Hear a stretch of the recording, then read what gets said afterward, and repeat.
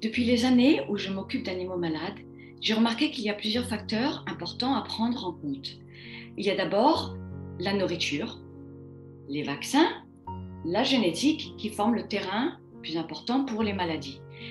Il faut aussi prendre en compte les toxines. Il y a les toxines environnementales qui ont à voir avec l'intérieur de la maison, l'extérieur de la maison, et les toxines émotionnelles.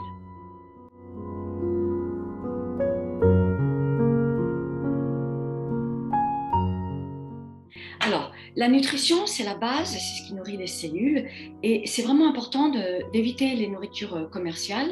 Donc, il faut vraiment s'informer par rapport aux croquettes commerciales où il y a beaucoup d'additifs et beaucoup de produits nocifs dedans. Il faut essayer d'aller le plus possible vers des nourritures naturelles. Donc, toutes ces informations, vous pouvez les trouver. Il y a des livres, il y a des informations sur Internet.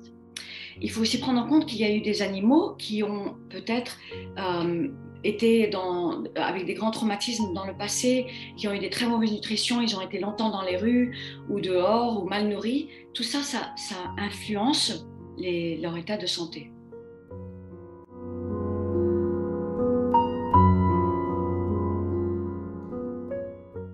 Alors, j'ai pu remarquer aussi qu'il y a beaucoup de ce que j'appelle les toxines environnementales. Donc, il y a d'abord les toxines qui seraient à l'intérieur de la maison, par exemple les produits chimiques, les médicaments, produits ménagers, pesticides, plastiques, détergents, peintures, vernis, etc., qui peuvent affecter la santé de votre animal.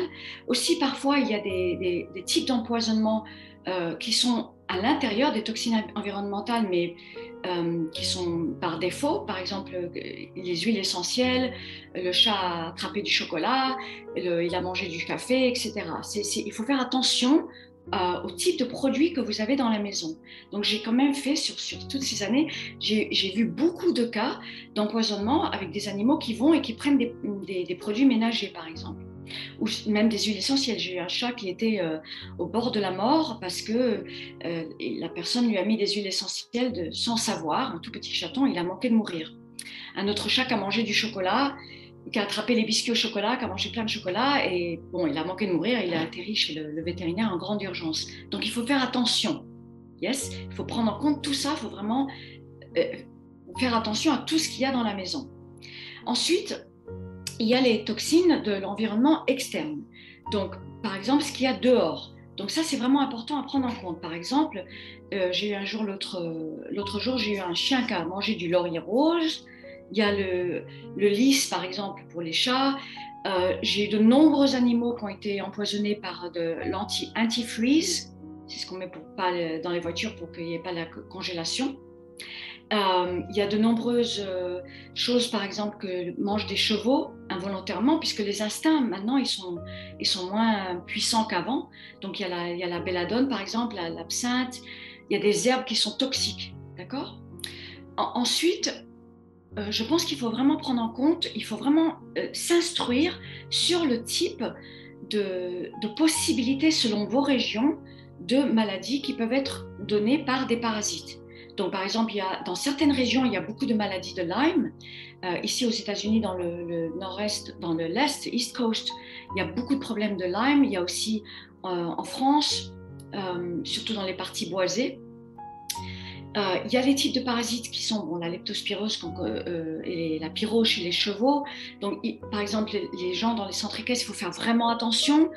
Pour la leptospirose, il faut faire attention au foin, qu'il n'y ait pas des rats et des souris qui soient dessus. L'autre jour, j'ai eu un chat très malade à cause de la salive des escargots, parce qu'il buvait dans un lac. Il y a un cas de chenille processionnaire en Espagne, un cheval qui a manqué de mourir. Enfin voilà, il y a des cas comme ça. Donc je pense qu'il faut connaître son environnement. C'est évident qu'on ne peut pas contrôler son environnement, mais il faut au moins le connaître pour éviter le plus possible les problématiques. Après, il y a malheureusement les empoisonnements volontaires par des voisins mal intentionnés. Donc malheureusement, j'ai eu énormément de cas comme ça, énormément. Et bon, c'est très très difficile à contrôler. Si vous savez que vous avez des voisins mal intentionnés, parce que souvent ils le disent, ils vont le démontrer. Donc j'ai eu beaucoup de cas comme ça, notamment sur la France et la métropole française, malheureusement.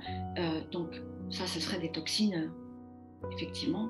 C'est plus que des toxines environnementales.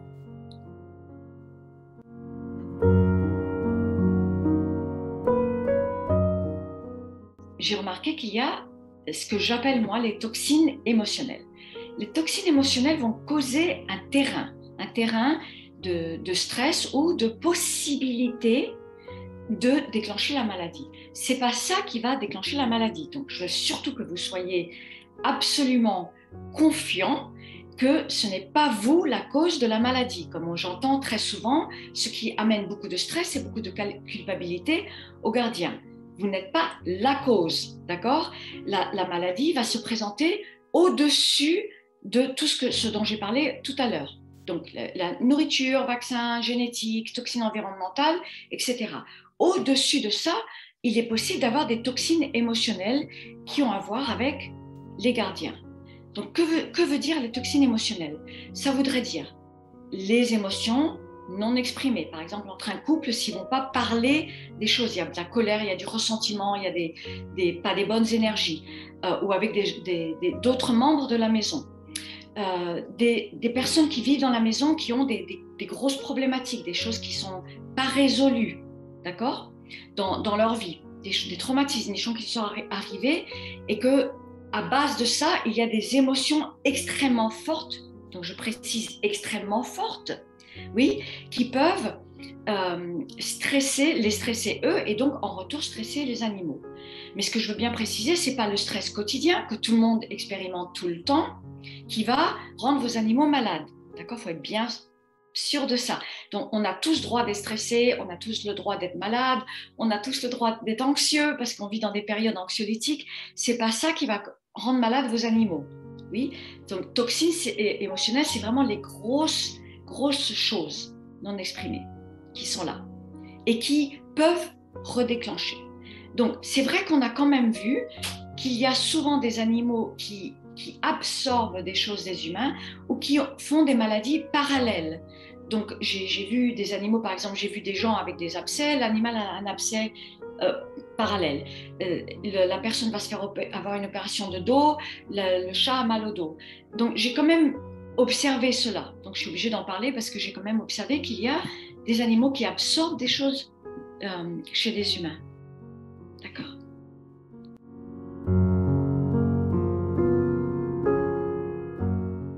Alors, les solutions que je pense que sont les plus adéquates, d'abord, investiguer par rapport à la nourriture. Très, très important. La nourriture, c'est la base, c'est ce qui nourrit les cellules. Donc, il faut avoir de la nourriture de bonne qualité, qui soit vivante, qui ne soit pas pleine d'additifs et de produits chimiques, exactement pareil que pour nous, les humains. Oui. Après, on prend en compte la génétique et les conditions de vie premières d'un animal, surtout si on a des animaux adoptés qui ont été longtemps dans des refuges, longtemps dans la rue, etc. Donc ça, on prend en compte, et s'ils ont eu des mauvaises nutritions. Donc tout ce genre d'informations, c'est bien sûr à voir avec vos vétérinaires. Oui. Ensuite, possibilité de rajouter des compléments naturels, aussi avoir possiblement avec des vétérinaires holistiques, donc bonne nourriture, compléments naturels. Il y a beaucoup de choses sur le marché. Bon, évidemment, aux États-Unis, il y a beaucoup de choses. Il y a des choses valables, des choses moins valables. Toujours à vérifier avec votre vétérinaire. Donc, surtout, évitez de donner des compléments qui sont pour humains, pour animaux. D'abord, s'informer, d'abord vérifier avec votre vétérinaire. Il y a l'homéopathie, il y a la phytothérapie, il y a beaucoup de choses de très bonne qualité qui peuvent aider. Oui. Ensuite, permettre à l'animal le plus possible d'avoir accès à la nature. Donc, c'est quelque chose que je pense qui est extrêmement important. Donc, je sais qu'il y a beaucoup de personnes qui ont des animaux et des chats en appartement. Donc, vous faites comme vous pouvez. Mais personnellement, pour moi, la nature permet d'éliminer les toxines émotionnelles. Oui, donc un animal qui a accès au dehors, les pattes, j'allais dire les pieds, les pattes sur l'herbe, sur la terre, ça permet d'être en contact avec les arbres, tout ce qui est la nature permet de réduire, d'éliminer ce que j'appelle les toxines émotionnelles. Oui. Et ensuite, juste avoir conscience de votre environnement interne et externe, de bien vous en informer. Ensuite, pour les conflits internes des gardiens, les conflits émotionnels internes des gardiens, je pense que c'est juste une question au moins d'en prendre conscience, d'essayer de maintenir un travail sur soi, d'être le plus positif possible, de travailler dans la méditation, le yoga, le tai chi, le qigong, des choses comme ça. Il y a beaucoup de choses qui nous sont offertes, qu'on peut travailler pour être mieux soi-même et permettre que les animaux n'aient pas besoin d'absorber nos stress.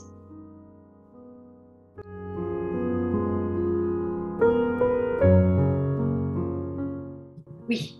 Alors, le mindfulness, c'est être présent, être dans le présent avec nos animaux, leur donner cette attention. Il y a beaucoup de gens qui travaillent, qui sont occupés, qui ne peuvent pas donner cette attention, mais c'est être complètement là avec eux. Donc, par exemple, dans les centres équestres, j'en parlais beaucoup à l'époque où je travaillais beaucoup dans les centres équestres. Je leur disais, essayez de ne pas être avec votre portable quand vous êtes avec vos chevaux, et essayez d'être présent mentalement avec eux, mentalement, émotionnellement. Pareil avec votre chien quand vous êtes en promenade, soyez avec lui.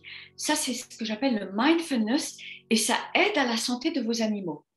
Après, j'ai entendu des dialogues extraordinaires du Dalai Lama. Et récemment, il y en a un que j'ai posté sur le Facebook où il parle donc il parle de ça pour les humains, pour se sortir de nos états d'anxiété et de stress. Et il dit, je regarde les animaux. Quand les choses vont pas bien, je regarde les animaux. Et j'ai adoré ça, j'ai trouvé ça magnifique, surtout venant du Dalai Lama, qui est le grand symbole de nos jours de ce que veut dire la compassion et l'amour. Et il dit, je suis présent avec les animaux, je regarde les animaux. Et j'ai trouvé ça absolument extraordinaire.